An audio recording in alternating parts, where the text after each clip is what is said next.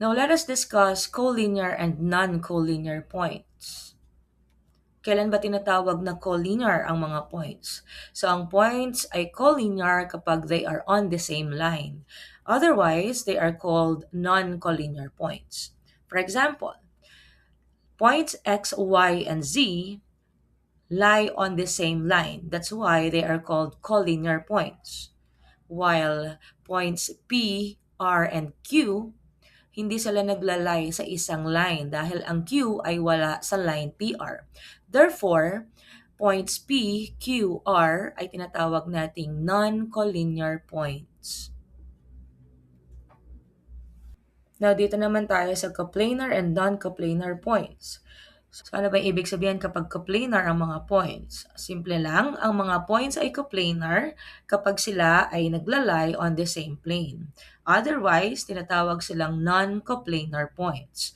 Ito naman yung mga points na hindi naglalay on the same plane. Let's have the illustration. In this illustration, makikita natin kung ano-ano ang coplanar and non-coplanar points. We have here two planes. We have plane P and plane Q. Example ng coplanar points. Pwedeng points A, B, and C. They are coplanar kasi nasa plane P silang tatlo.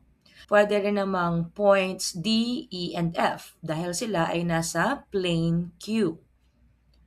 Ngayon, ang non-coplanar points, example natin ay points A, B, C, and E.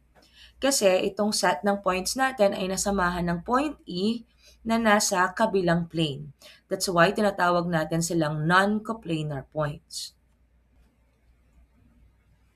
We also have coplanar lines. So, kagaya ng points, ang mga lines na ito ay nasa iisang plane. Halimbawa, line L, line M, and line N.